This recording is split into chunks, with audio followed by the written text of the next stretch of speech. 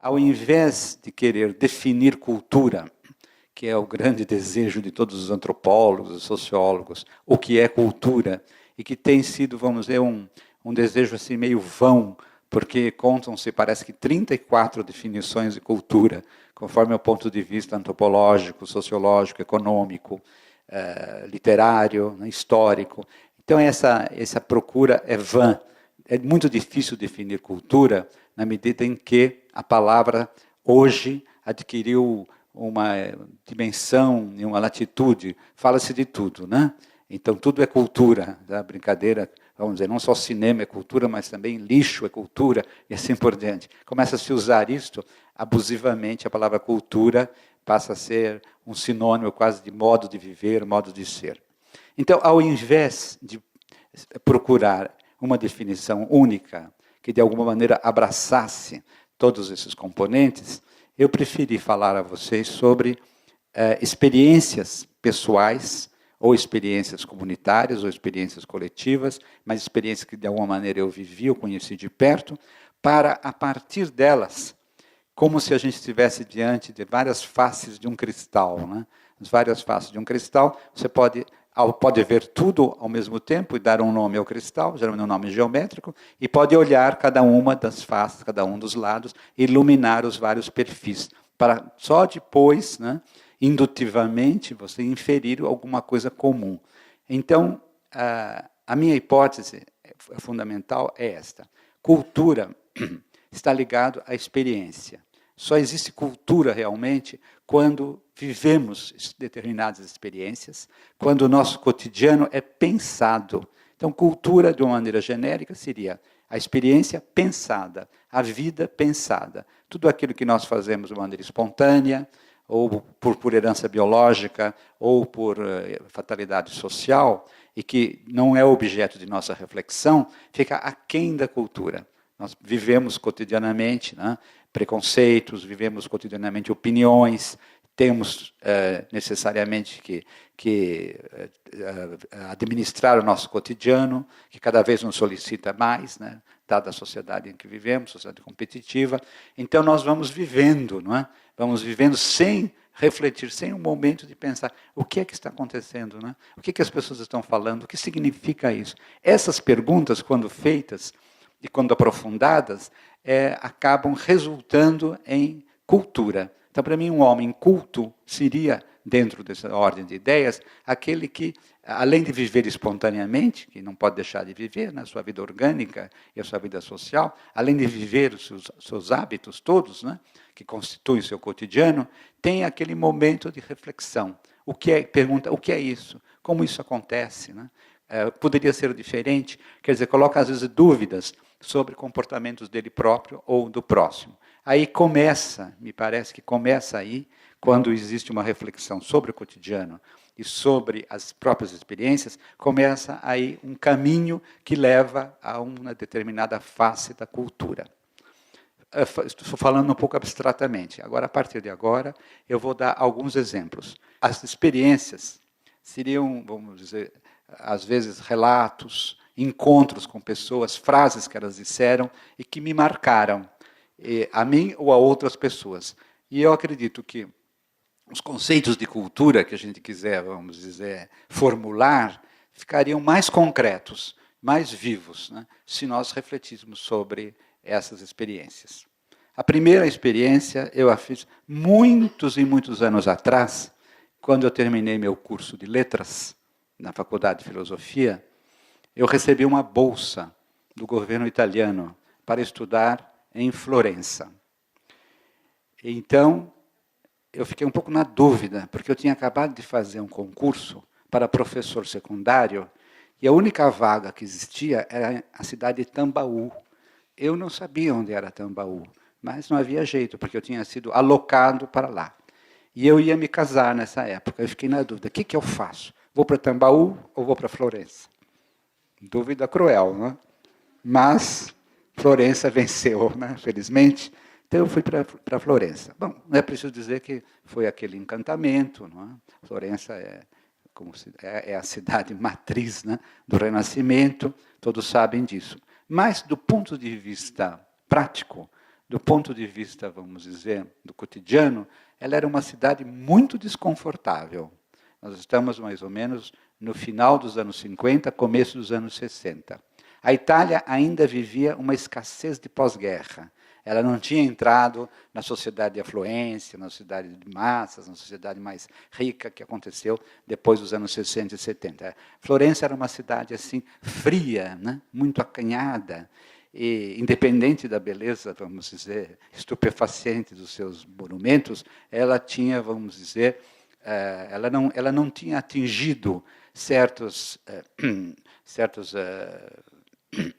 melhoramentos da vida prática que nós já conhecíamos no Brasil, porque o estilo do brasileiro se amolgou muito rapidamente a certas formas do cotidiano norte-americano, né? E os italianos da época ainda não, era muito, muito tradicional.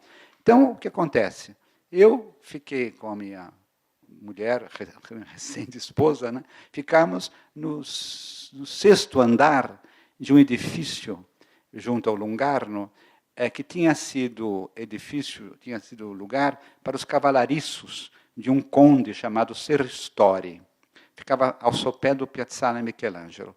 E esse lugar, o que eu fiquei vivendo na casa, ficamos vivendo na casa, num apartamento de uma viúva de romance, aquelas que são avarentíssimas, né? Mas não havia outro jeito, tínhamos que estar lá pelos parcos recursos da bolsa que eu tinha que administrar. Então, o que acontece? Não havia elevador, você tinha que subir, não é? Aqueles 5 andares, numa escuridão absoluta, porque não era iluminado, então você ia subindo as escadas e com medo, né, de tropeçar, até que disseram, não, o senhor compre um lumitino, quer dizer, uma coisinha, uma espécie de menos do que uma lanterninha, e o senhor vai subindo, né, os degraus até lá. Chegando lá, eu verifiquei que uma coisa assim absolutamente essencial para um brasileiro não existia. Ela não tinha chuveiro. O banheiro não tinha chuveiro. É bom para quem estuda história da arquitetura verificar essas modificações, né? O banheiro não tinha chuveiro. Então, eu tinha aquele mau hábito brasileiro, né, de tomar banho com frequência, né, que eles não desconheciam, né, e até achavam irritante, né, essa ideia de que era preciso tomar banho sempre, né. Então eu disse à senhora da casa, falei, se sem chuveiro, onde é que vamos tomar um banho? Eu falei para ela, né. Ela falou, não tem importância. O senhor anda uns 8 quarteirões, né, e perto da estação Santa Maria Novella, o senhor tem um lugar chamado Diurno, o senhor pode tomar um banho tranquilo lá, né. Eu falei, eu vou andar 8 quadras, né? Nesse frio, era já um inverno, no começo das aulas, em novembro, né? Eu disse, muito incômodo. O que fazer, então? Ela disse, bom, então eu resolvi instalar um chuveiro. Eu mesmo instalar um chuveiro naquela casa.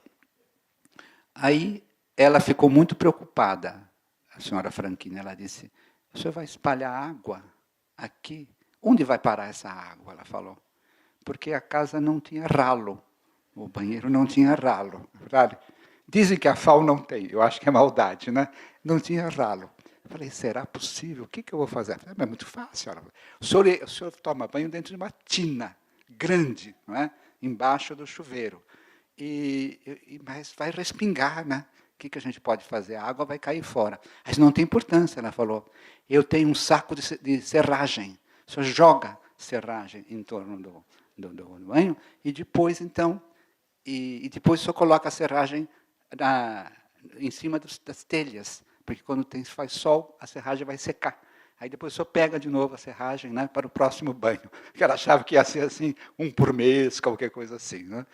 Então, eu falei, que complicação, né? Mas enfim, então vamos comprar essa tal tina, que em italiano chama-se catino.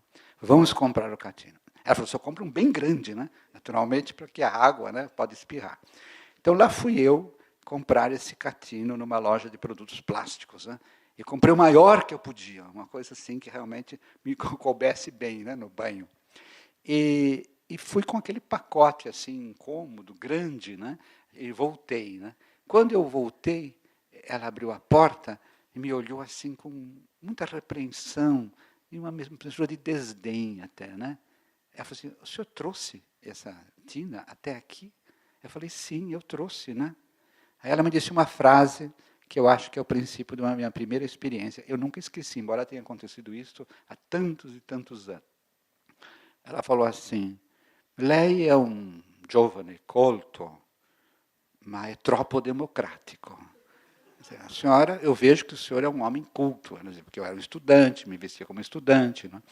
E era muito formal, né? A Itália naquela época, quer dizer, até a roupa também do estudante era diferente, né? Enfim, e ela achava que eu era democrático demais. Como o senhor fez isso? Carregar isso aqui? Ela falou, através da rua toda, né? Então eu fiquei pensando, na hora achei estranho, porque eu achei que aquele mas era um contrassenso, né?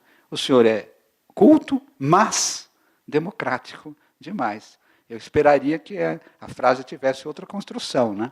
O senhor é um homem culto, logo é democrático, né? Eu faria essa relação de causa, de causalidade. No caso dela, não. Foi uma adversativa que ela disse, mas é demais democrático. Então, eu comecei a pensar, além de ter estranhado, né, tudo aquilo que ela disse, não tinha outro jeito mesmo, né? Acabei tomando banho no Catino, mas eu fiquei pensando, o que está acontecendo na cabeça dessa senhora? Né? Por que ela me disse essa frase? Essa frase tinha duas cláusulas, né? Uma cláusula principal e uma coordenada adversativa.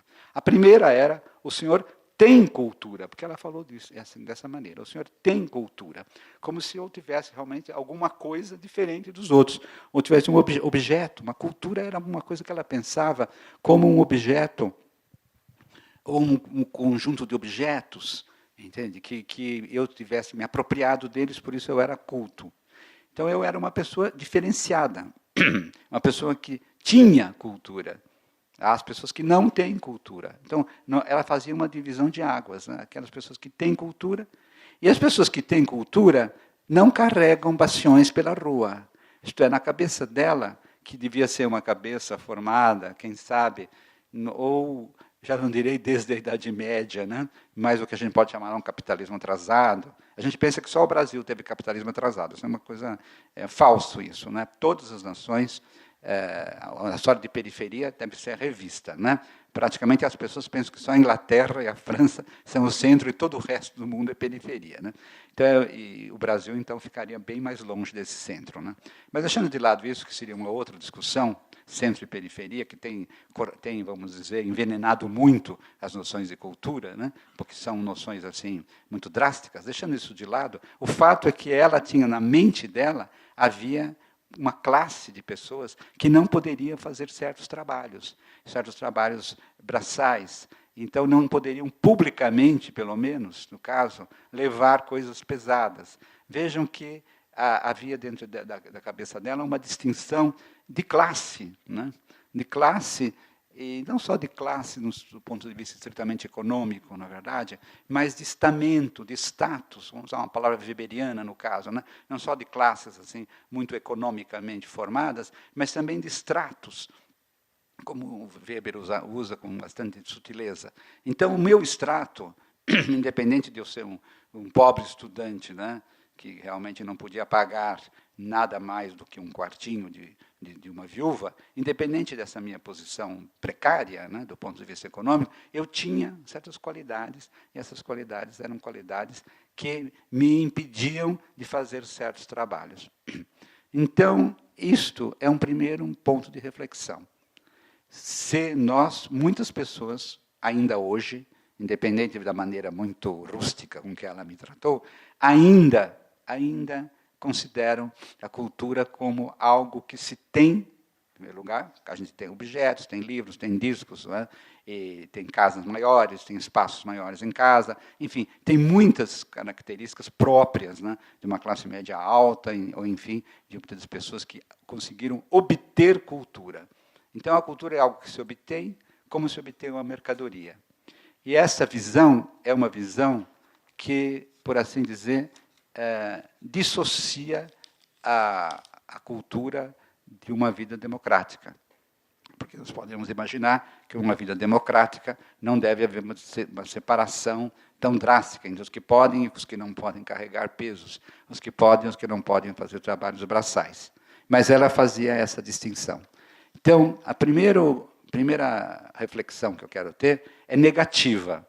Isto é, uma visão em que a cultura é definida como posse de determinados objetos, tanto objetos tecnológicos como hoje, como objetos propriamente simbólicos, né? Uma definição dessa natureza é uma definição que colide com a ideia da democratização da cultura, porque ela, por assim dizer, persegue uma diferença, que é uma diferença muito forte, e é preciso, então, que um estudante universitário, no caso vocês, né, ou um professor universitário, ele fique muito atento para ele não cair nessa trampa, nesse preconceito, segundo a qual a cultura dá direito a certas mordomias, digamos assim, entre as quais não carregar pesos, né?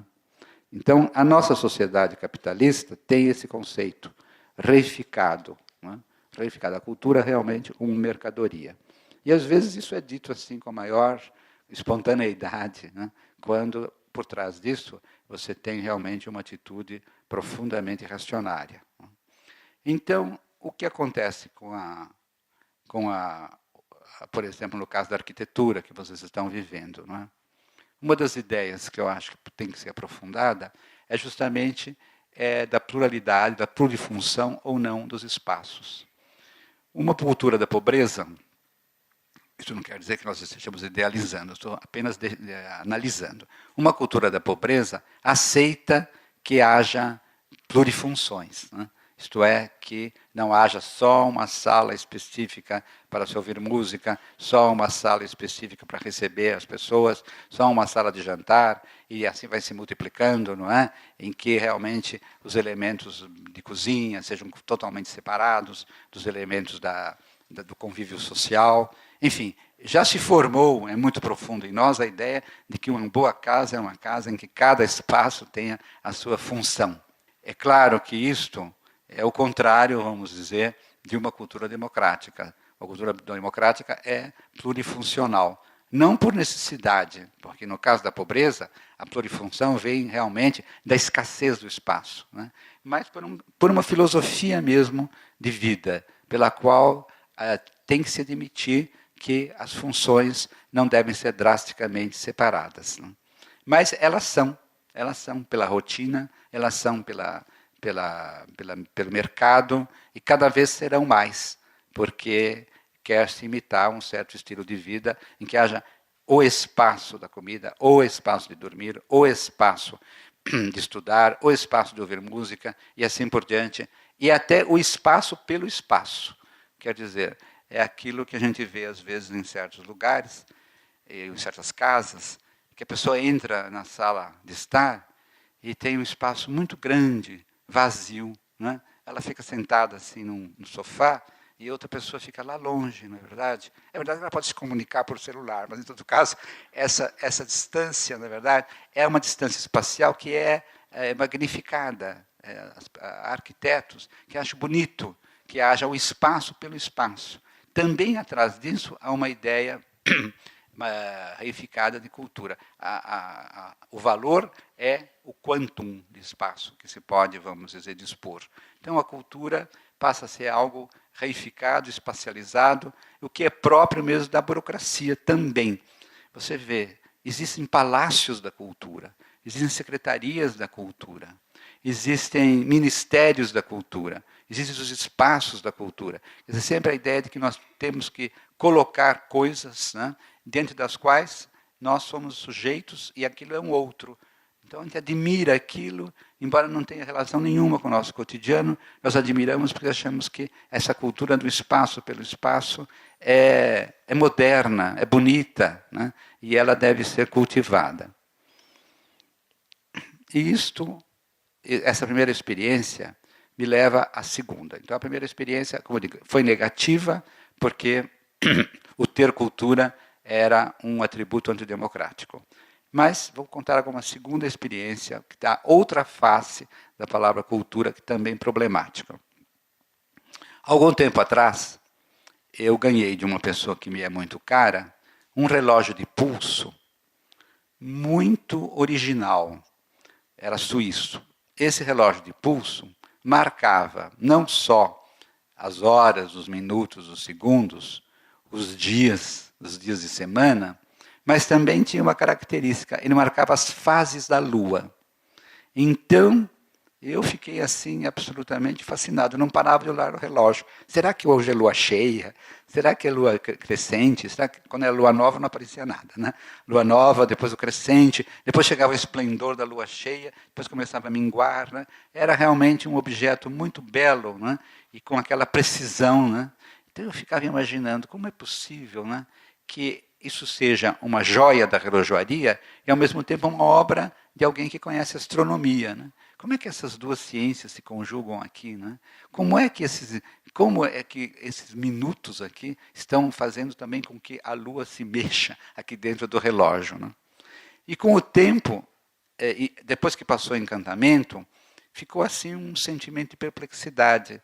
Eu não entendo nada do que está acontecendo. E comecei a me sentir um bárbaro civilizado. Quer dizer, eu usava um objeto tão complexo, um objeto que unia a perícia do relojoeiro, não é, com a visão do astrônomo, e eu não entendia absolutamente nada do seu mecanismo. Não é? E esse sentimento quase de culpa ou de perplexidade, se for pensado, agora passamos, vamos dizer, da pura experiência, do fato empírico de eu ter um relógio com lua, com aquilo que é uma meditação, uma reflexão sobre a minha posição de sujeito, usuário, em face de um objeto extremamente delicado e complexo que eu não entendia nada. Eu fiquei pensando, realmente, será que porque eu sou uma pessoa formada em letras, portanto um ignaro de outras ciências, né, que não seja a literatura, né, será que realmente a minha formação é tão deficiente que eu não consigo entender? Mas fiquei pensando, não, eu acho que isso é geral. Eu sou um usuário de uma sociedade que tem objetos extraordinários e que eu não compreendo por causa da extrema especialização da ciência e da técnica, né? De tal sorte que eu não tenho acesso a esses conhecimentos.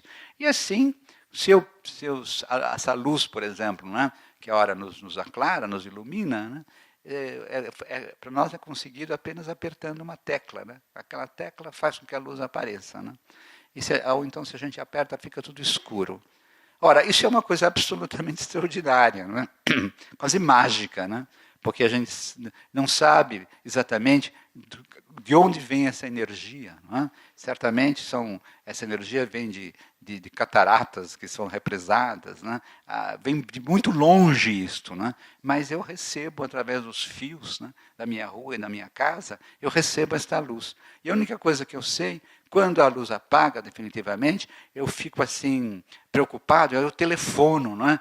Pô, acabou a luz aqui, não é? É preciso que vocês não iluminem de novo, né? Eu reclamo como se realmente fosse um direito meu a ter aquela iluminação. Isso significa o quê? Significa um grande descompasso. Esse descompasso pode ser fatal, esse descompasso pode ser conjuntural, é alguma coisa a ser pensada, mas ele é muito grande. O intervalo que há entre o nosso conhecimento e os objetos que nós desfrutamos e achamos natural.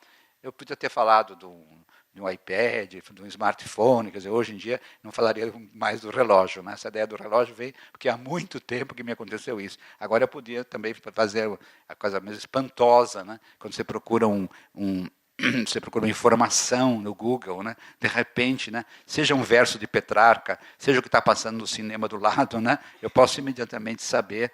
É uma coisa absolutamente espantosa, eu nunca deixo de me admirar, espero que eu não chegue um dia a ficar tão assim entorpecido, que eu acho natural, né? Que até fique irritado quando o computador está lento, né? Porque eu quero que logo, né, venha aquilo. Né? Quer dizer, dentro de nós está se criando o que eu chamaria, é uma expressão antiga, né, do Ortega y Gasset, do bárbaro civilizado. Por quê? É civilizado porque ele desfruta de todos esses bens. Né? E, ao mesmo tempo, ele é um bárbaro, porque ele absolutamente não entende e não sabe. É uma fatalidade da divisão da cultura. Eu não usaria a palavra fatalidade, que é uma característica forte da divisão de cultura. Então, louvo de novo aqueles que quiseram ampliar com vocês os conhecimentos do Brasil, aqui dentro da Faculdade de Arquitetura de vocês, porque é o mínimo que se pode fazer, é chamar, vamos dizer, pessoas que pensam de maneira diferente ou têm outras experiências, para poder, de alguma maneira, trocar essas experiências e mostrar que a especialização é realmente um dado, quase eu diria um mal necessário, né? Porque não é possível que a pessoa saiba tudo, e muito menos que ela tenha conhecimentos específicos de cada setor da sua vida e da vida material, sem dúvida. Mas, se é necessário, nem por isso deixa de ser um mal, porque com isso nós nos transformamos realmente em usuários, até viciados, né? Em usuários enfant gâté, né? Nós somos estragados pelo excesso daquilo que nós não compreendemos. O único jeito seria realmente a gente parar para pensar, para conseguir dominar pela inteligência, né, aquilo que é incompreensível a nós. Fazer como fazia Leonardo da Vinci, mal comparando, né? Ele ficava olhando os pássaros, ele queria entender como era possível que aquele ser se equilibrasse no ar, né? Então, todos os estudos dele, que se podem imaginar, numa época, começo do século XVI, em que os conhecimentos, vamos dizer, mecânicos ou geométricos eram bastante rudimentares para a nossa especialização. Mas ele não conseguia, vamos dizer, parar de olhar constantemente aquelas formas voláteis, né? E então a gente percebe que, sem os conhecimentos matemáticos e físicos que nós temos, né, ele procurava descrever, ao menos, o impacto da asa sobre o ar. Eu acho que, mal comparando, não é? Muito mal comparando, eu acho que a gente devia aprender um pouquinho, né, a contemplar. Não é uma contemplação passiva, é uma curiosidade que tira de nós, sobretudo, esse entorpecimento em que nós vivemos. Eu fico muito preocupado, converso às vezes com pessoas amigas, etc., com, vamos dizer, a rapidez e futilidade com que as pessoas passam de um assunto a outro, né? Então, elas realmente não têm um momento de reflexão, e é preciso resistir a isso e pensar. É claro que isso vai criar em nós hábitos muito diferenciados em relação a outras pessoas. Vamos ficar até um pouco esquisitos, né? Se nós começarmos a pensar demais, né, sobre as coisas que nos acontecem. Mas acho que é uma forma de redenção. Então, um segundo pensamento é este, não é? Nós devemos não só ser usuários, mas pensar nas coisas que estão acontecendo conosco. Eu acho que essa, como dizia Pascal, né? O pensamento é a única dignidade do homem, né? Mesmo que a gente erre, mesmo que a gente saia por aí com hipóteses assim inverossímeis, é melhor do que você ficar assim entorpecido, né, em face dos objetos que às vezes nos cercam. E chegando a este momento, eu volto à palavra cultura, porque eu acho que é o momento de pensar como que ela se formou em nossa língua. No começo da dialética da colonização, do livro que eu fiz, há um exercício semântico pelo qual eu aproximo a palavra colo, o verbo colo, latino, que quer dizer eu cultivo, colo, eu cultivo. A gente dá, pela primeira pessoa do presente indicativo, é que se assinala o verbo em latim. O verbo colo é eu cultivo, cultivo a terra. Esse verbo tem como particípio cultum, cultus, que significa aquilo que foi cultivado. Vamos pensar apenas em termos materiais, né? E desse mesmo cultus, que é uma forma do passado, do particípio passado, se extrai o particípio futuro. Culturus, cultura, culturo. Aquilo que vai ser cultivado. Então vocês veem, não estou fazendo nenhum malabarismo verbal. Colo, cultus, cultura. São três palavras que na língua latina, nas raízes latinas, estão assim amarradas, quase como presente, passado e futuro. Colo é presente, eu cultivo a terra agora. Culto é aquilo que foi cultivado, né? Tanto no sentido físico, como mais tarde no sentido espiritual, culto religioso. E depois, culturus, é um adjetivo em latim, que significa aquilo que vai ainda ser cultivado, objeto de cultura. Eu acho muito assim significativo e muito expressivo isso dentro do mesmo verbo. Ora, isso significa o quê? Que no inconsciente linguístico latino, romano, no inconsciente linguístico, essas coisas estão ligadas.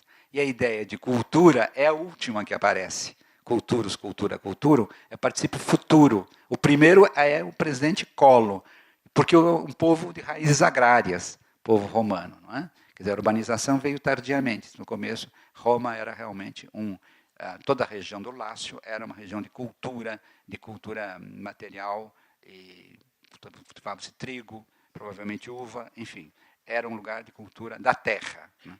E isto eu faço, em geral, uma oposição a como os gregos pensavam. Assim como os romanos pensavam a cultura tendo como raiz o verbo colo, eu cultivo, de onde saiu colônia também, mas aí são derivados que não convém agora aqui explorar. Mas, assim como os romanos partiam da ideia de cultura como um futuro de um verbo cujo presente é eu cultivo a terra, os gregos usavam uma palavra que corresponde mutatis mutandis, né? A palavra paideia.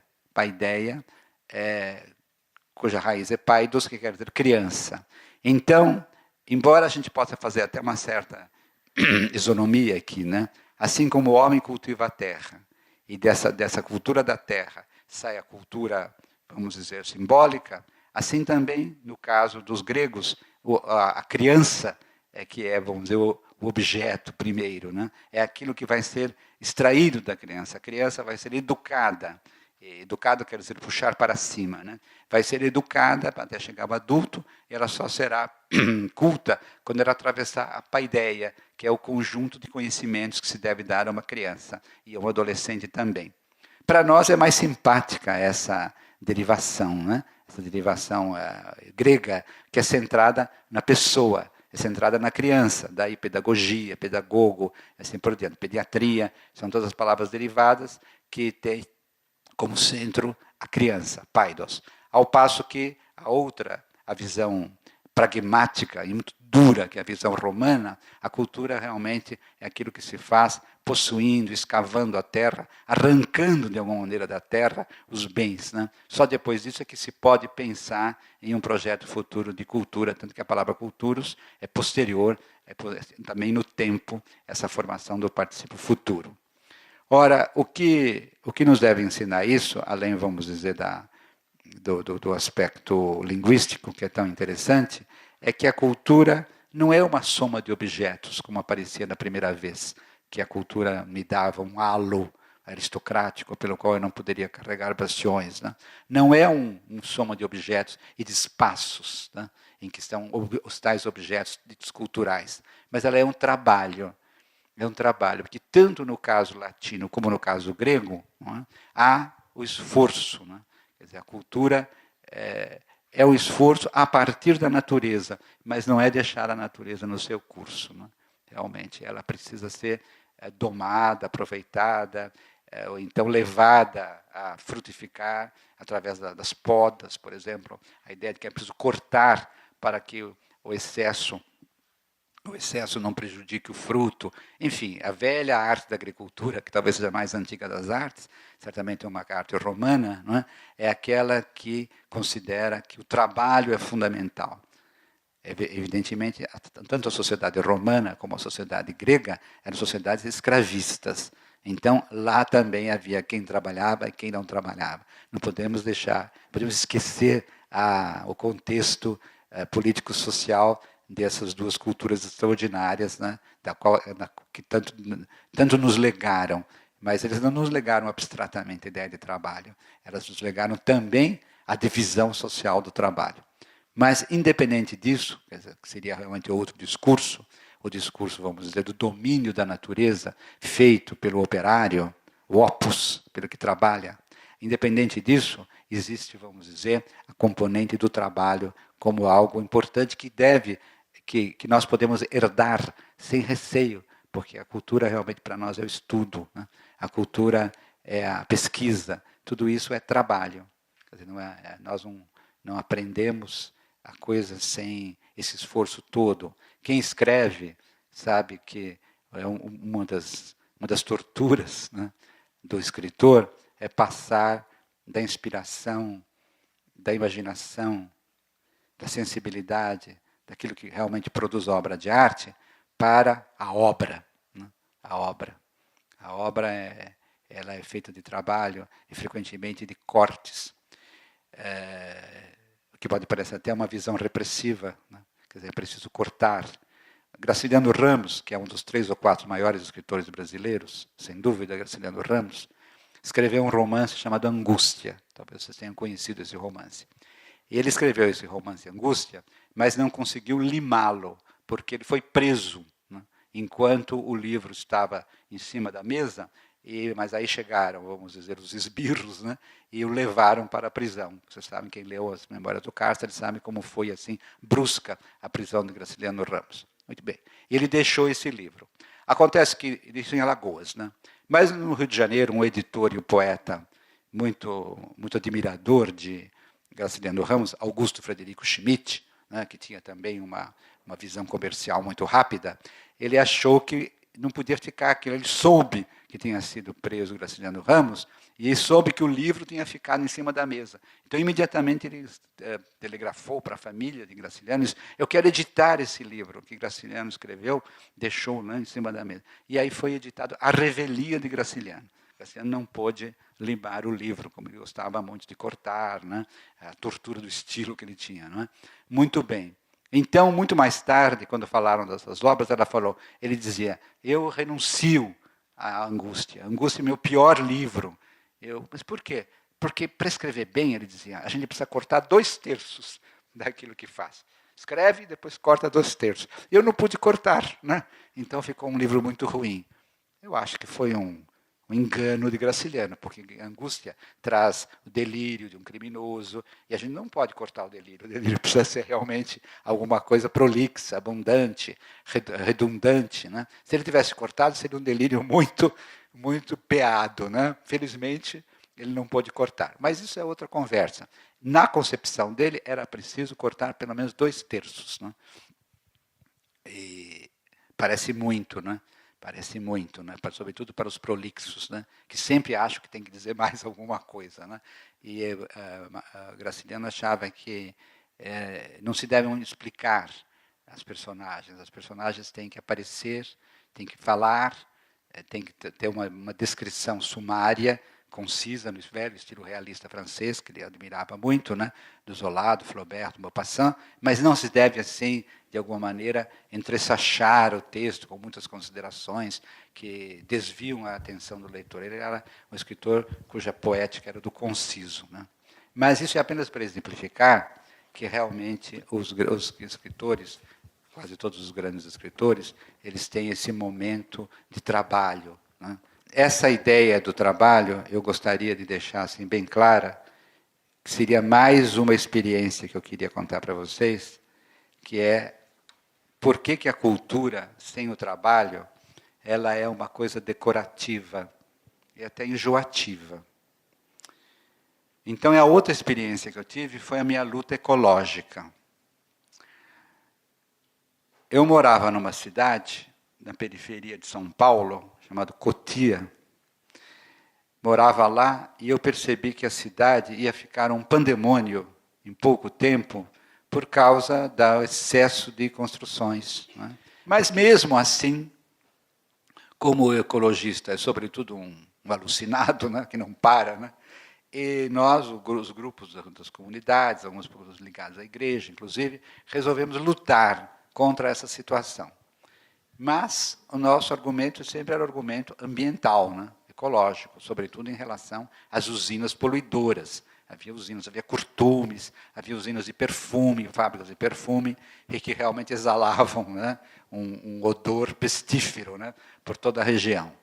E tanto é verdade que as crianças que saíam, que eram atacadas de bronquite, e iam para o Hospital das Clínicas, os médicos diziam, acho que deve ter vindo da região de Cotia, porque olha, já está cinzento o pulmão delas, né? Porque elas devem morar, né, em favelas ou em bairros assim pobres, em torno dessas fábricas, os bairros dormitório.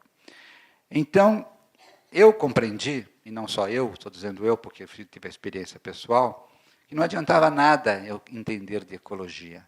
Não adiantava nesse sentido. Né? Se a ecologia era um conjunto de livros, era muito fácil. Né? Você comprava 5 metros de livros de ecologia, estudava. Você ficava assim, cheio de informações, né? De toda a natureza, biológica, química, né? E social também, no caso dos ambientes urbanos. Né? Tudo aquilo, por assim dizer, entumecia dentro de mim e dentro dos meus colegas. Nós ficávamos assim, cada vez mais desesperados, porque sabíamos muito, né? Sabíamos muito, mas o nosso conhecimento não era cultura. Porque aquelas ideias que nós tirávamos dos livros, alguns livros extraordinários, que já havia uma bibliografia farta sobre o assunto, aquelas ideias eram aquelas que o John Dewey, um filósofo norte-americano que eu admiro muito, John Dewey, pragmatista, ele chamava de ideias inertes. Ele achava que a educação tradicional, ela realmente transmitia ideias numerosas, conceitos, mas eram inertes. Quer dizer, eram ideias que não moviam as pessoas para, de alguma maneira, modificar a realidade circundante e não moviam a cabeça das pessoas. Elas ficavam repetindo, ficavam pessoas pedantes, porque elas sabiam muita coisa e a todo momento estavam expondo, né, aquilo que elas sabiam e citavam livros, bibliografias, assim por diante, o que dava desespero, porque eram pessoas que não faziam absolutamente nada, além de citar e de ler. Bom, então, para evitar que a cultura, isso não era cultura, era uma pseudocultura, cultura livresca. Então começamos assim a agir. Como agir? Em primeiro lugar, é falar com o prefeito. Então ela dizia, Cotia vive por causa dos impostos, ele dizia, né? As fábricas são essenciais, né? E as imobiliárias também, elas que trazem o progresso e assim por diante. Ou por ideologia, ou por interesse, ou pelas duas coisas juntas, ele seria o nosso inimigo.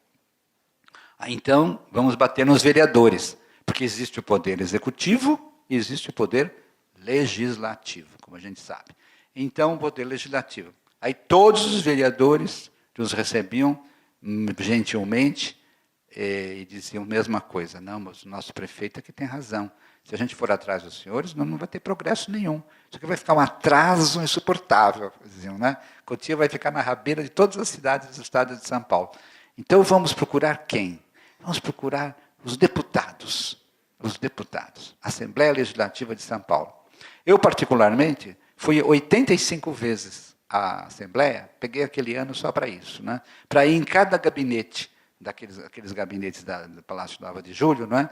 E apresentar um projeto que foi feito pelo nosso grande geógrafo Aziz Absaber, morador em Cotia também, que nós incomodamos o máximo para fazer um projeto contra as usinas nucleares, as usinas poluidoras, as fábricas poluidoras. Ele conhecia o assunto a fundo, né? Então, ele nos deu assim uma base para apresentarmos um projeto junto à Câmara dos Deputados. Muito bem. Aí precisava convencer cada deputado a falar. E isso transformou aquele nosso conhecimento inerte em conhecimento muito proativo, né? Porque nós temos que falar com cada um deles. Frequentemente, eles não estavam nos gabinetes, né? Então, tinha que voltar à tarde, tudo bem, deixa aí, depois ele vai dar uma lida, dizer os secretários, né? E alguns, absolutamente, até hoje não leram, mas, em todo caso, a gente contava voto por voto para o projeto. Bom, então a nossa cultura começou a ficar, assim, em vez de inerte, começou a ficar ativa. Mas nós dissemos, mas é preciso procurar os órgãos técnicos, né? Porque o legislativo não entende nada. Esses deputados, eles vão conforme o partido do prefeito que eles representam, né? Eles têm outros interesses. Embora alguns mostrassem boa vontade, 3 ou 4 daqueles 80 e tantos, mas, apesar disso, eles não tinham argumento, eles não tinham cultura, nem aquela cultura inerte, né? Não tinham nem ativa nem inerte. Então, o que fizemos? Fomos procurar quem? Sabesp. Naquele tempo, achávamos que o Sabesp era um monumento, não é? de preocupação com a água, porque a poluição da água é muito importante, né? E fomos, então, amolar os sabespianos lá, né? Fomos a Sabesp. Depois fomos, como é que se chama aquele outro que dá CETESB? Fomos ao Palácio da CETESB, lá, não é? Então, o CONSEMA também. Eu até coloquei esses 3 aqui, porque nos 3 havia técnicos. E esses técnicos é que tinham que dar o quê? O aval, sim ou não, para determinadas indústrias. E aí, realmente, que a gente começou a desesperar, porque os técnicos não tinham nenhum interesse político. Eles davam, vamos dizer, eles davam seus pareceres, mas eles não tinham nenhuma comunicação, nem podiam ter, burocraticamente, com o poder legislativo. E, finalmente, chegamos a um projeto. O projeto foi levado à Câmara Legislativa, um projeto, vamos dizer, da Grande São Paulo. Existia naquela época uma Secretaria de Negócios Metropolitanos, que não existe mais, né? Que congregava São Paulo e as cidades da Grande São Paulo. Existia uma figura, uma secretaria, um secretário. Então, essa pessoa, o que ela fez? Junto ao governo do Estado, ela fez com que o nosso projeto fosse arquivado. Então, foi uma sessão terrível na Câmara, né? Porque os prefeitos levaram os operários, também alguns operários de algumas firmas, para dizer: queremos poluição, não queremos fome. Eles vinham assim com as bandeiras, né? Queremos poluição. Os operários que tinham sido aliciados pelos donos das fábricas e pelos prefeitos e por esse senhor. Então, o nosso projeto foi, num momento assim, muito dramático, que nós levamos todas as comunidades, ele foi arquivado. Então, o que acontece? É uma história triste essa, né? Não deixa de ser uma história triste. Mas nós saímos de lá, além de profundamente decepcionados e alguns profundamente raivosos, nós saímos de lá com uma cultura ecológica. Nós sabemos que agora, quando se fala em ecologia, não é uma brincadeira, na verdade. Não é mais uma ciência tão bela, né, interdisciplinar, que congrega biologia, geografia, química. Né? Realmente é uma belíssima ciência e que só nos últimos anos é que está realmente chegando a um nível conceitual. Nós soubemos que aquilo é apenas um começo. Sem esse trabalho, a ecologia não funciona. E os processos vão ficarem muito, muito tristes com a história. Nós conseguimos que a Câmara dos Vereadores, que estava presente lá também na Assembleia, que ela fizesse um projeto que não tivesse, nenhum prédio tivesse mais de 4 andares. Isso foi aprovado lá. E também que algumas empresas poluidoras fossem controladas e fechadas. Embora fosse muito parcial aquilo que nós conseguimos, não foi totalmente em vão. Mas, voltando ao nosso assunto, ter cultura ecológica é muito trabalhoso. É o que eu posso dizer. Quer dizer, não adianta você dizer: eu gosto muito das árvores, nunca vou derrubar uma árvore, não é? Adoro ecologia, olha quantos livros que eu tenho aqui de ecologia, sempre leio isto, né? Isto é uma ingenuidade, é uma luta, e uma luta às vezes feroz, mas que nos abre a cabeça. Depois de pouco tempo, eu fiquei conhecendo, eu sentava nos gabinetes dos deputados, eu dizia para eles: vocês têm livros aqui? Nossa biblioteca é maravilhosa. De fato, a biblioteca não sei se vocês já consultaram, a biblioteca lá da Câmara, da Câmara dos Deputados, do Parlamento, né, nosso, é uma biblioteca espantosa, extraordinária. Então, eu ficava lendo aqueles livros todos, fiquei com uma cultura inerte imensa, não é? Mas, ao mesmo tempo, eu vi como a legislação brasileira é perfeita. Realmente, ela é uma coisa quase divina. Leis federais, leis estaduais, leis municipais, são compêndios enormes de leis ecológicas. Se qualquer uma daquelas leis fosse realmente atuada e fosse respeitada, o Brasil seria um jardim. O que há de legislação, não é? O que há de leis, há leis de todo ponto. Eu lembro muito da frase de Getúlio Vargas, né? Eu me lembro que eu ainda o ouvi, quando ele falou, eu ouvia pelo rádio, quando criança, né? Na rádio havia uma emissora que dava, aliás, todas as emissoras tinham a hora nacional, das 7 às 8. Né? Frequentemente, o presidente da República, Getúlio Vargas, né? Isso antes, pouco antes do suicídio dele, em 53. Eu era, vamos dizer, um adolescente e ficávamos ouvindo. Né? Eu me lembro dessa frase que depois ficou antológica. Ele dizia: as leis, ele dizia, né? Aquela pronúncia dele meio gaúcha, as leis foram feitas para serem obedidas. Depois ele parou um pouquinho, ele disse: a lei, ora a lei. Ele falou, parou. E essa frase ficou: a lei, ora a lei. Né? Com uma expressão muito triste para mostrar que leis existem, né? Mas, como dizia Dante, num texto do Inferno, le leggi ci sono, ma chi può manadesse? Um verso da Divina Comédia. As leis existem, mas quem põe a mão nelas? Ele diz isso no Inferno, né? No Inferno. Então, essa é uma experiência, eu não sei se eu já passei longamente do meu tempo, e os angélicos já vão partir daqui, né? Nem os anjos, né? Eu tenho outras experiências, gostaria muito de falar, por exemplo, sobre as experiências de cultura popular, que eu vivi ainda quando estava em Cotia, né? Experiências de cultura popular do catolicismo rústico, né? E tantas outras coisas, né, que eu gostaria de falar. As festas, eu vou dar um exemplo só. A festa de Santa Cruz, por exemplo, né? Quando fala de cultura popular, e folklore, né? Lore quer dizer conhecimento, conhecimento do povo, folklore, né? Velha palavra inglesa que quer dizer sabedoria, vamos dizer, conhecimento do povo, né? Toda essa parte eu não vou poder desenvolver por causa do tempo, em grande parte ela está desenvolvida no meu livro, né? Dialética da Colonização. Mas eu gostaria de mostrar a vocês apenas um exemplo.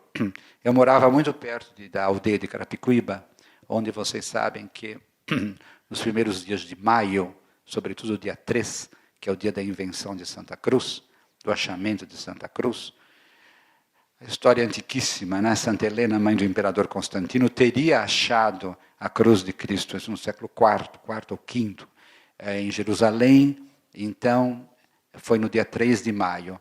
Invenção, a palavra invenção em latim quer dizer achamento, não quer dizer uma coisa que foi inventada, é como o inventário. Quando se diz a festa da invenção de Santa Cruz, quer dizer, a festa do achamento da Santa Cruz. Bom, qualquer que seja, vamos dizer, a verdade desse fato, é que a festa de Santa Cruz se transformou nesse aldeamento, de velho aldeamento de Carapicuíba, né, que hoje é uma aldeia que todos conhecem, não é? Com algumas casas coloniais. Ela mantém a festa. Mário de Andrade ia sempre lá, é uma das festas mais belas, né, do nosso folclore. Festa de Santa Cruz. Eu queria mostrar a vocês, ela é uma festa do que a gente pode chamar folclore, no sentido mais rigoroso da palavra, porque são umas famílias antigas que repetem sempre as mesmas danças, repetem as mesmas palavras, algumas quase incompreensíveis para nós, mas enfim, aquilo é uma tradição muito forte e que tem sido retomada anualmente. E eu, morando lá perto, né, quando eu podia ir a pé, fui assistir a isso. E fiquei assim, muito impressionado, né, porque é uma dança indígena, e as danças indígenas são assim duras, quer dizer, não há, vamos dizer, muito movimento do corpo, né? Algumas partes do corpo elas são assim, elas são muito sóbrias, né? Não existe movimento, por exemplo, das cadeiras, não existe movimento são aqueles passos, aqueles bem regulados, eles avançam até a cruz, voltam, avançam e voltam, cantando e tocando naquelas rabecas, alguns instrumentos diferentes, tipo zabumba, né? E a gente percebe que aquilo realmente já foi inteiramente introjetado, porque ele é feito sempre igual. Eu estava admirando, de alguma maneira, né, assistindo assim, a essa festa e, sobretudo, a essa dança de Santa Cruz, quando chegaram muitos ônibus turísticos dessas faculdades de turismo, né, que mandaram todos os seus alunos assistir à festa de Santa Cruz, talvez para fazer um trabalho de aproveitamento, né? Então vamos lá ver o que é o folclore real, né? E aqueles ônibus todos paravam lá e desciam, né? Acontece que essas faculdades, que eu chamo de subcultura, digamos, né, ou de turismo, né, elas estão assim já frequentadas, sobretudo nesse período dos últimos anos, em que as pessoas tiveram mais acesso às faculdades, né, houve um verdadeiro estouro de matrículas em todas as faculdades, e principalmente, às vezes, nessas faculdades, como dizer, de menor nível, né? E então eu percebi, pela maneira de vestir, né, a gente percebe, pela cor também, que eram pessoas assim de origem mais humilde que faziam essas faculdades. Essas que desciam dos ônibus, né? Muitos mulatos, mulatas, e que desciam. Quando eles viram a festa, a dança de Santa Cruz, que é aquela coisa muito cadenciada, né? O que acontece? Eles começaram a dançar.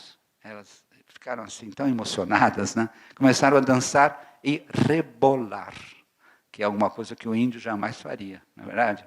Mas as nossas mulatas sabem fazê-lo com graça e arte, né? Então elas dançavam, rebolavam, cantavam, como se fosse um samba urbano.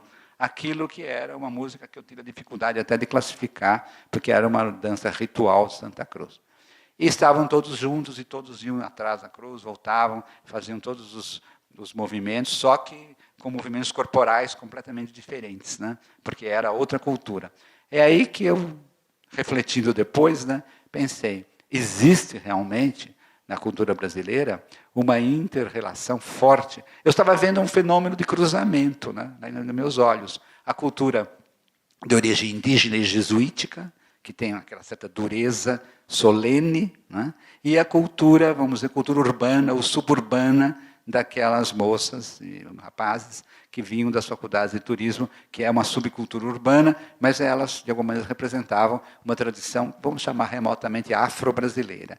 Então eu via a tradição cabocla, do catolicismo rústico, que é o catolicismo da Santa Cruz, e de um lado, e do outro lado eu via o samba urbano afro-brasileiro. Isso é um exemplo, vou terminar com ele, infelizmente eu teria muitos mais, mas o tempo está passando mais depressa do que eu desejaria, para mostrar que quando a gente fala em culturas brasileiras, mesmo quando a gente fala em cultura popular, uma palavra muito ampla hoje, né, nós podemos meditar um pouco, refletir um pouco sobre os movimentos corporais e também a sonoridade que os envolve. Né? E aí a gente vê que não existe uma cultura única. Né?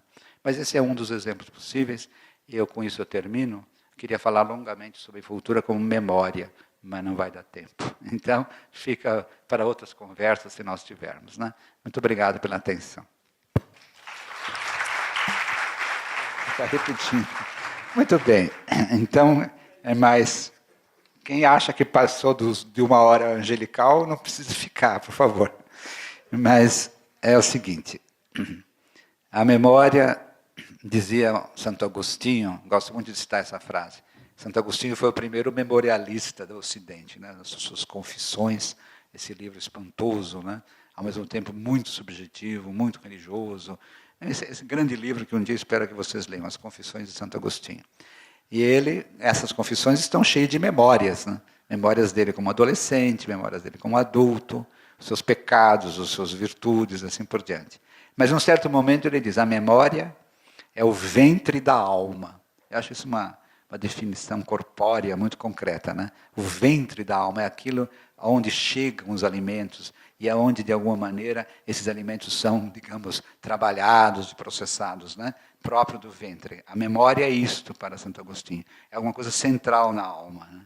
Na alma humana, na psique, qualquer que seja a nossa definição de alma, ou pela psicanálise, se a gente quer falar em um ego, aí não vamos debater coisa. O fato em si é que a memória está no centro, não é? Um centro vivo. Né? E para a cultura, isso se torna cada vez mais essencial. Porque o que a memória faz para a cultura? A memória vai enriquecendo a história. A história que hoje é, felizmente, né, eu acho que é o centro das ciências humanas. Depois de algum tempo, primeiro a sociologia imperava, mas ela era muito redutora, embora muito rica, ela sempre reduz a certos paradigmas, né, as relações humanas. Depois veio a linguística, eu atravessei isso penosamente, né? A linguística dominava inteiramente as ciências humanas. A verdade é que ela tinha um gênio como Lévi-Strauss, mas a prática linguística afastava muito o estudioso da história e da subjetividade, ficavam aqueles esquemas. Bom, mas finalmente, nos últimos talvez 20 anos, não sei bem, a história recuperou a sua posição de matriz das ciências sociais. Ora, nesse momento em que a história voltou a ser não mais o patinho feio, né, das ciências sociais, mas aquilo que dá vida, dá os exemplos, né, aquilo que ressuscita o passado, como dizia Michelet, a história é uma ressurreição do passado. Nesse momento começou a haver o quê? O trabalho dos depoimentos, né? A história oral. A história oral, que nada mais é do que um exercício de memória, que é ativado pelo entrevistador no depoente. Aquela história que nós estudamos nos manuais é uma história muito pobre quando não é enriquecida, quando não é assim afetada por depoimentos, Então, eu estou falando em causa própria, porque a minha mulher escreveu um livro sobre memória social, né? A Ecléia escreveu um livro Memórias de Velhos. Foi um livro pioneiro, porque o que ela fez? Ela estava interessada na memória da cidade de São Paulo, alguma coisa que afeta muito vocês. E na cidade de São Paulo, uma cidade que durante muito tempo foi ítalo-paulista, né? até os anos 30, mais ou menos, metade da população, até os anos 30 do século passado, bem entendido. A metade da população era de origem italiana. Então, como é que ela iria recuperar a memória disso? Ela entrevistou longamente, longuissimamente, 8 idosos de mais de 70 anos de idade que tinham vivido preferivelmente em São Paulo. Portanto, cuja memória ressuscitava os eventos paulistas, né? Desde a Revolução de 32, que marcou 30, 32, e depois tudo que vinha acontecendo depois, mais focalizado em São Paulo. Então, esses 8 depoentes, dos quais 4 homens, 4 mulheres, né? E alguns descendentes italianos, outros descendentes já de brasileiros antigos, esses depoentes, eles contavam a história do que tinha acontecido em São Paulo, dos eventos principais, mas contavam dos seus pontos de vista, do ponto de vista da sua classe, do ponto de vista também da sua experiência pessoal.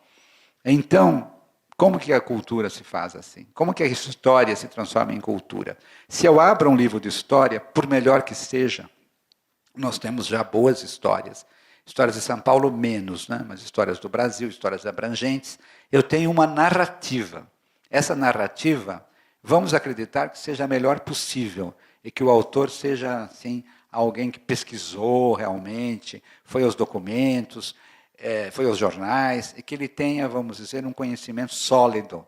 Mas é sempre uma narrativa, norteada por um ponto de vista, por um narrador que é o historiador, que se considera idôneo, que se considera imparcial.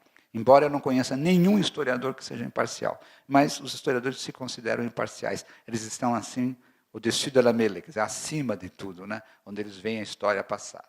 É uma ilusão, mas é uma ilusão produtiva, porque eles escrevem bastante, né?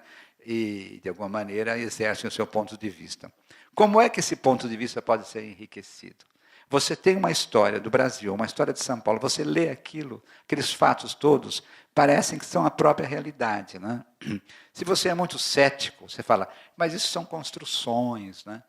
Não há fatos, há construções. Chega a ser quase ao absurdo de achar que nada aconteceu, tudo foi criado e inventado pelo historiador, que eu acho que é uma tendência assim, negativa, que tem sido corrigida por um grande historiador italiano, Carlo Ginzburg.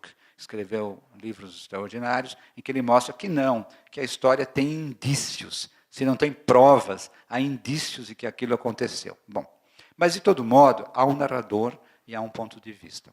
Então, o que ela fez? Ela entrevistou, mas ela entrevistou de uma maneira livre. Ela não ficava perguntando assim, para ficar aquela coisa batida, vai, pergunta, resposta, pergunta, resposta. Não, ela fazia com que a pessoa contasse a sua vida.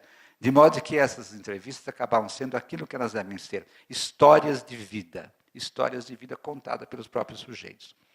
Então, vejamos um acontecimento importante de São Paulo, que aconteceu em 32, a Revolução Constitucionalista de 32.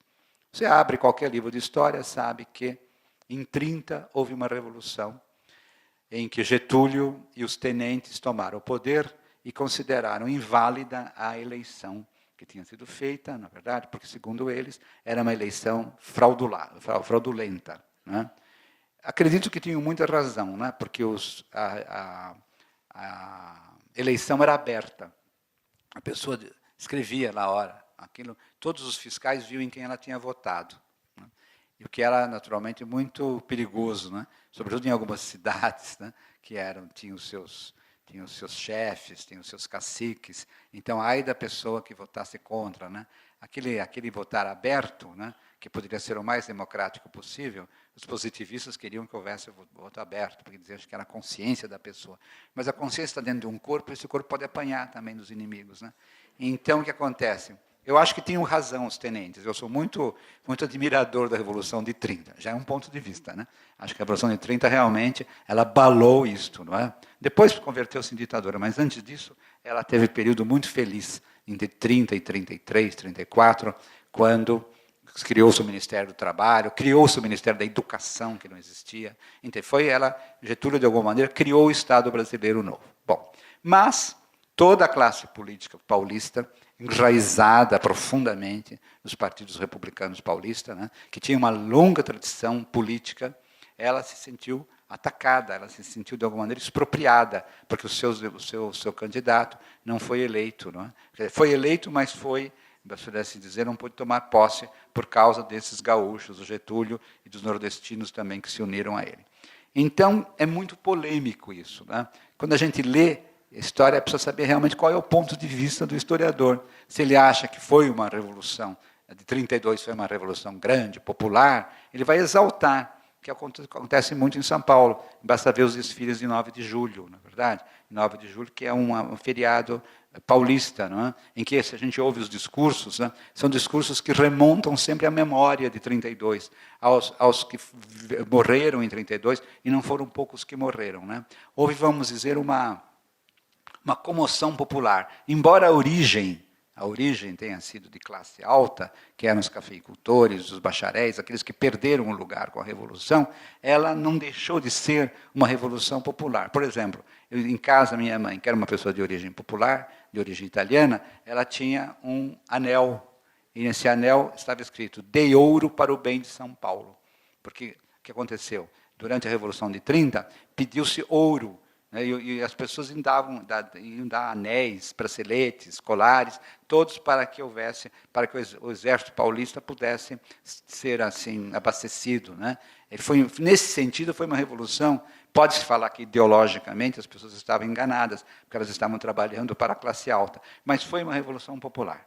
Nesse sentido, não uma revolução, acho meio forte, né? Foi um movimento, né, popular. Muito bem. Então, ela entrevistou uma pessoa que era um senhor idoso que estava num asilo perto de casa, mas que tinha sido, vamos dizer, entre aspas, herói de 32. Ele dizia, quando ele contava a Revolução de 32, ele se levantava, na verdade, se levantava na hora que ele estava depoendo, ele se levantava, batia o peito e falava: eu vi a morte do Miragaia, do MMDC, eu fui o primeiro que vi. Né? E saiba, senhora, dizia para minha esposa, que a nossa Revolução saiu do Instituto do Café, ele dizia, né? Ele, de alguma maneira, se autodenunciava, né? Mostrava que o Instituto de Café que estava, de alguma maneira, financiando. Mas ele dizia isso assim com paixão. Né? Era uma figura muito apaixonada, esse depoente. Muito bem. Então, naturalmente, ela registrou isso, e era uma parte da vida desse senhor, o fato de ele ter sido participante da Revolução de 32. Bom, mas entre os depoentes, esse era um paulista de 400 anos. Né? Entre os depoentes havia uma negra, uma velha, na verdade, chamada Resoleta, também foi entrevistada, e ela era cega. É um caso assim, até meio comovente, porque ela tinha ficado cega, e depois de cega, a profissão dela era ser vidente. Uma cega vidente, né? Como parece que aparece na tragédia grega, né? O Tiresias, né? Que era um cego vidente. Então as pessoas iam à casa dela, ela era espírita, né? Iam à casa dela dizendo qual seria o futuro delas, né? E ela contava, né? Como se ela estivesse vendo, né? Enfim, era uma pessoa talvez visionária, mas paradoxo que ela era cega, quer dizer, uma coisa mental, a imaginação. Então é uma das figuras, vamos dizer, mais vivas, né? Mais vivas dessas 8 pessoas, a que tinha memórias assim mais pungentes, porque ela tinha sido filha de escravos, né? E viveu sempre junto com uma família rica, paulista, chamada família Junqueira. Então ela dizia: eu fui empregada das Junqueira de olho azul. Ela dizia, né? Acho que deve haver um ramo dos Junqueira que tem olho azul e outro não, né? Então eu fui Junqueira do olho azul, ela dizia, né?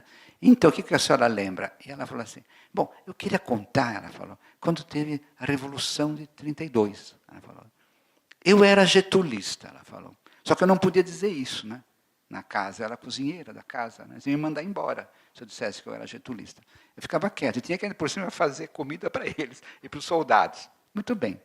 Mas um dia eu vi que a minha patroa, ela estava assim. Vocês imaginam uma coisa cinematográfica, né? A patroa estava na sala e ela estava na cozinha. Mas ela gostava de dar uma olhadinha para o que a patroa estava fazendo. Né? Então ela via que a patroa estava amontoando em cima da mesa ouro para o bem de São Paulo. Então eram anéis, eram braceletes, eram pingentes, né? Eram brincos, eram correntes, pendentifes, tudo assim amontoando, aquele ouro todo, né? E havia um brinquinho assim, muito pequeno, meio quebradinho, né? Mas também ela punha lá, né? Então ela chegou para a patroa e falou assim: patroa, vou fazer um pedido para a senhora. Eu vou ficar velha, naquele tempo não havia aposentadoria, também foi uma conquista da Revolução de 30, mas ainda não havia. Eu vou ficar velha, eu gostaria, será que você pode me dar esse brinquinho? Esse brinquinho, porque aí quando eu ficar velha, eu vendo e posso ter, né, algum dinheirinho, né? Aí a patroa falou assim: não, ouro para o bem de São Paulo. Então ela viu que não dava certo, né? Continuou getulista até a morte, na verdade. Quando Getúlio se suicidou, ela refletia como muitas pessoas do chamado povão. Ele não se matou, não. Não foi suicídio. Foi o brigadeiro Eduardo Gomes que o matou. Coitado do brigadeiro, né? O brigadeiro era um homem do UDN, do partido contrário, na verdade. Eu nunca votaria no brigadeiro, mas era um homem de bem. Ele não matou Getúlio absolutamente, né? Mas ela tinha já essa ideia que era um tenente contra o Getúlio. Bom, então, o que acontece? Quem faz história tem que se enriquecer. São duas versões, ambas verdadeiras, né? O Abel era um herói de 32, ele vivia aquilo, né? E ela não, ela era uma vítima, vamos dizer, de uma classe social, né? Em que ela não podia receber nada, nem sequer aposentadoria. Então ela só poderia ser contrária àquilo, mas ela não podia dizer isso, por causa da situação em que ela vivia. Ora, então, resumindo, a memória, ambas as memórias, têm que ser respeitadas e fazer cultura, quem é culto hoje, precisa saber as duas coisas. Porque se não souber as duas coisas, ou fica, de alguma maneira, repetindo as glórias de 32, como a gente ouve em 9 de julho, no dia 9 de julho é o dia da repetição das glórias, ou então ele fica criticando, de alguma maneira, achando que aquele movimento não foi popular.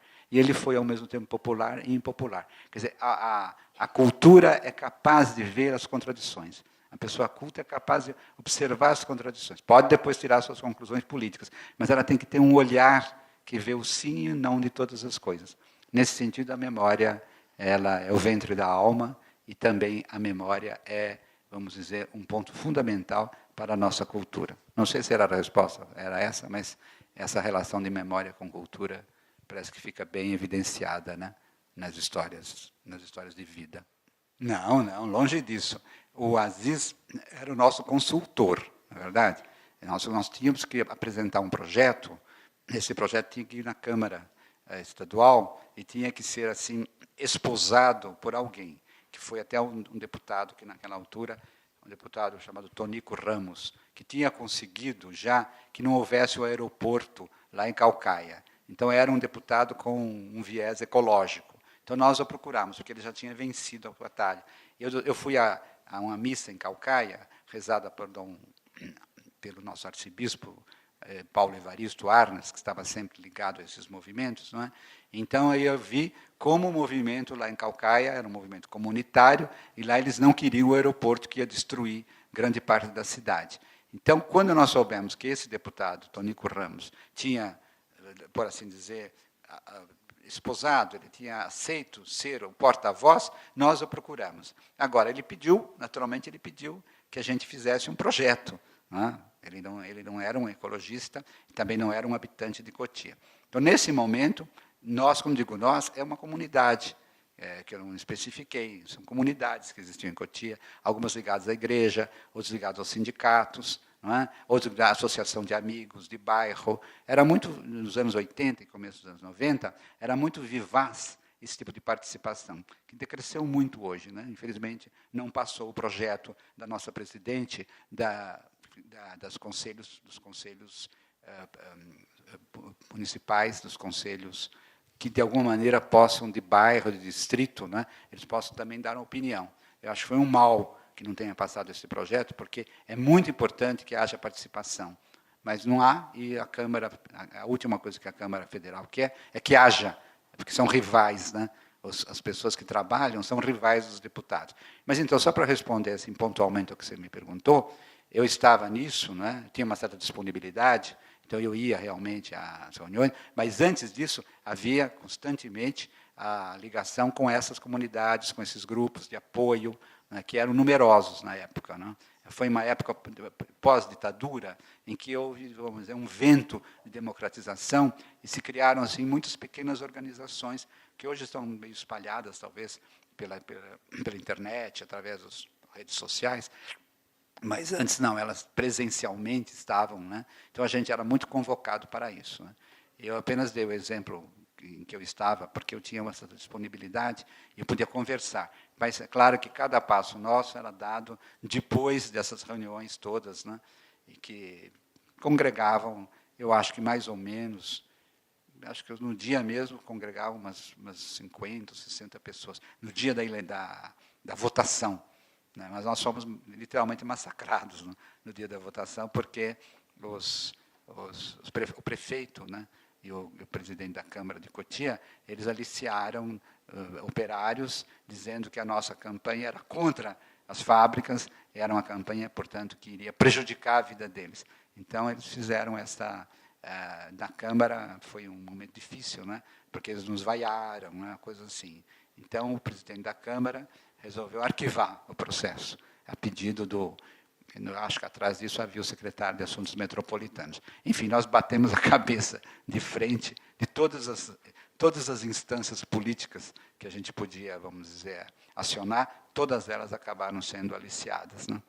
Por isso que eu acredito muito, né, na diferença que se faz nos evangelhos entre mundo e reino, né? Quando eu leio os evangelhos, especialmente tem a grande tentação, né? Os primeiros textos do Evangelho, que o demônio leva Cristo no alto do morro, né?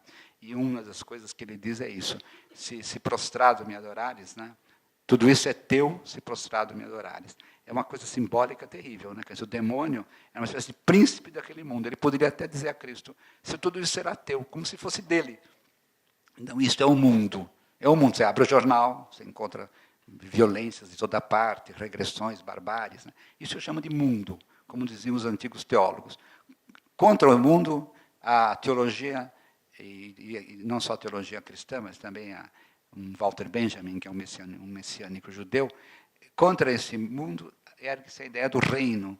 Reino, naturalmente, você pode ter fé ou não, mas é um reino de justiça, etc. Esse reino continua resistindo sempre. Perde muitas vezes, às vezes não, né? Essa ideia de cultura-resistência, que é uma das ideias centrais da minha vida, né? Que a cultura, isso eu não desenvolvi aqui para vocês, não dava tempo. A cultura como resistência, né? Ela é uma resistência profunda.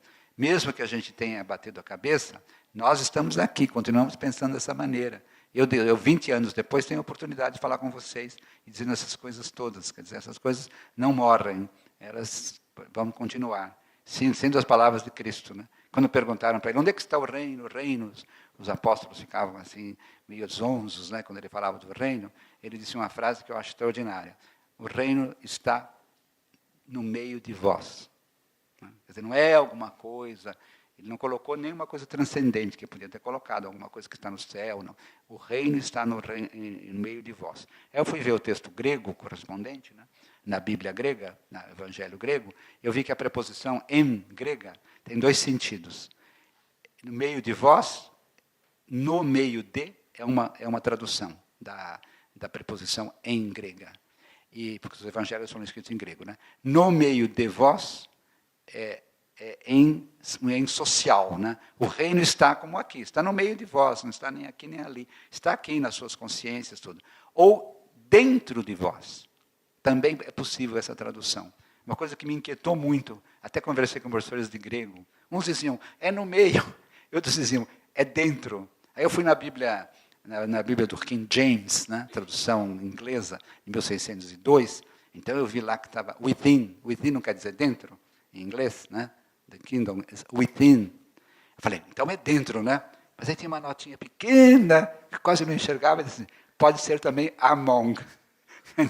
Então, a minha cultura balançou muito, porque, na verdade, não se sabe. Precisa voltar aos tempos de Cristo para saber. Ou as duas coisas podem estar juntas, né? O reino está dentro de vós, é uma visão subjetiva, né? Quer dizer, está na nossa consciência, na nossa vontade, na nossa sensibilidade, não é? Que é alguma coisa assim até profundamente imanente dentro de nós. Ou então, na visão comunitária, né? Social, né? O reino está no meio de vós. As duas coisas são verdadeiras, acho, né? Ora uma, ora outra. Né? Então, essa explicação final, para mostrar que existe, para mim existe, não dei nem metade do que eu podia ter dito, está aqui, né? Mas existe um momento em que a cultura resiste, a memória resiste. As pessoas contam uma coisa, elas vão ler, mas elas falam, não, mas não foi assim que aconteceu, né? Eu me lembro, né? E aí começam, vamos dizer, os testemunhos que são tão importantes para a história, né? Então, a cultura é memória, testemunho, e direi, como última palavra, ela é resistência. Né? Isso é muito possível. Voltamos ao primeiro conceito de cultura. Né? A cultura é a fruição, é a coleção. Sim, acontece isso também, por que não? A cultura, porque nós continuamos na mesma sociedade, aquela senhora que disse que eu era tropodemocrático, embora, vamos dizer, uma forma drástica, essa cultura não desapareceu. As pessoas acharem realmente que quem leu sabe, né? Quem estudou sabe. Mesmo que tenha estudado por alto, né? Memória ficou assim, ficou na moda, né? Ficou um tema de moda, memória de tudo, não é verdade? Isso faz parte, sim, essa reificação vai continuar. E nós temos que resistir a isso, de alguma maneira. Resistir, vamos dizer, aprofundando a nossa memória. Né? É preciso que nós tenhamos aquele momento e lembrar. Para isso, a gente precisa ter um pouco de experiência. Né? A memória só tem valor se ela se refere a alguma experiência. Não é a memória dos outros, né? É a memória nossa também. Mas, em contraposição ao que você está dizendo, eu vejo, dentro da universidade, em geral, e nas várias universidades do país, muitos estudos sérios, né, sobre memória. Muitos fatos, porque até a palavra mais comum é resgatar. Né, coisas que tinham, por exemplo, sumido, nos livros não estão, algumas coisas que deviam estar nos livros, elas são recuperadas pela memória das pessoas idosas. Né? Então, esse é um trabalho bonito que acho que vem sendo feito, né? Que revolucionou a psicologia social. Né? A psicologia social hoje vive muito, né? Quem fez cursos de psicologia, não sei se tem aqui, vive muito de pesquisas de histórias de vida. Por exemplo, as coisas, muitos judeus, por exemplo, descendentes de judeus que fugiram para o Brasil, quantos e quantos livros estão sendo escritos sobre com pessoas sobreviventes, né, daquilo. No caso da bomba de Hiroshima também. Agora, o meu último número que eu publiquei da revista Estudos Avançados, uma revista que a gente dirige lá no Instituto de Estudos Avançados, a revista tem um dossiê sobre Hiroshima. Hiroshima há 70 anos. Muitas pessoas esquecem, né? Que houve que a bomba atômica foi uma coisa, um crime inexpiável e impune, né? Imenso que foi feito lá, porque os japoneses muitas vezes não querem nem falar daquilo. Mas existe em São Paulo uma associação de japoneses muito idosos, porque faz 70 anos que aconteceu isso, né? Que foram sobreviventes, ou parentes de sobreviventes. E eles contam exatamente como foi, aquele terror todo. Né? Então, uma coisa é você ler num livro de história, né? E em dia 6 de agosto de 1945, né? O presidente Truman deu ordem, né? Para que houvesse lançado uma bomba em Hiroshima e logo depois em Nagasaki. Né? Então, morreram tantos, 120 mil, 170 mil. Esses dados aparecem, né? Mas nada como uma pessoa que sabe realmente o que foi. Né? Eu acho que uma coisa tem que... A memória resiste porque existem ainda essas pessoas, esses grupos.